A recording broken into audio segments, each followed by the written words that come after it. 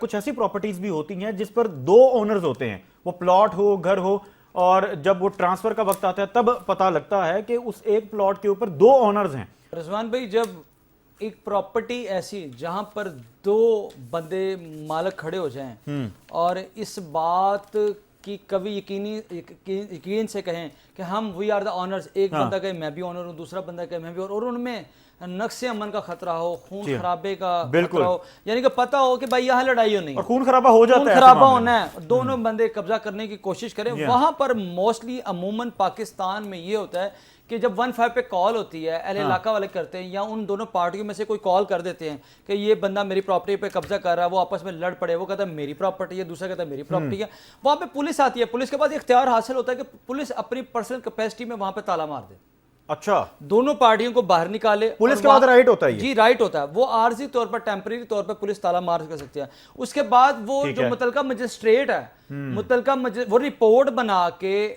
جو 145 کا کلندرہ ہے، اس کو 145 کا کلندرہ کہتے ہیں، 145 کا کلندرہ بنا کے متعلقہ مجسٹریٹ کو بھیجتے ہیں، اور مجسٹریٹ اس کو، اس کلندرے کو، اس رپورٹ کو الاؤ کرتی ہے، ٹھیک ہے آپ جائیں with the permission of court, with the permission of magistrate, کہ آپ اس پراپرٹی کو کورٹ کی روشنی میں اسے تالے مار دیں۔ اس کو پھر وہ پراپرٹی سیل کر دی جاتی ہے، عدالت اس پراپرٹی کو سیل کر دیتی ہے۔ پھر بعد میں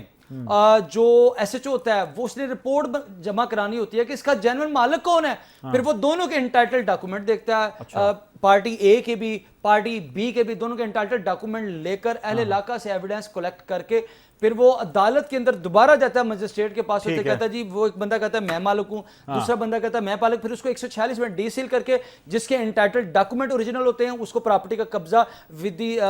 دی پرمیشن آف مجسٹریٹ عدالت کی روشنی میں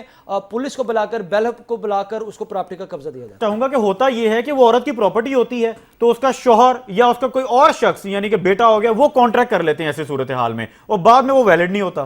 میرے بھائی، میں نے بہت سے ایسے فراڈ دیکھے ہیں کہ بیوی کے نام پہ پراپرٹی ہے، بندہ جو ہے وہ اس کی الاٹمنٹ لے کے یا فرد لے کے پراپرٹی دفتروں میں گھومتا پھرتا ہے، آئیں مجھ سے خرید لیں، اور ہمارے جو پراپرٹی والے بھائی ہیں وہ بھی اسی جھانسے میں آ کے اسے پراپرٹی پرچیز کر لیتے ہیں، اور جب آن دا رجسٹری ٹائم آتا ہے، جو آن دا ٹرانسفر ٹائم آتا ہے، تو تب وہ بندی کہتی ہے بھائی میں نے تو پلاٹ کسی کو بیچا نہیں، اور وہ جو بندہ ہوتا ہے وہ پیسے لے کر بھاگ جاتا ہے، اور اس کے بعد تو اتھارٹی کوئی نہیں تھی جس نے ٹرانسفر کیا، جو بھائی ہے یا شوہر ہے۔ اس لیے احتیاط کیا کریں۔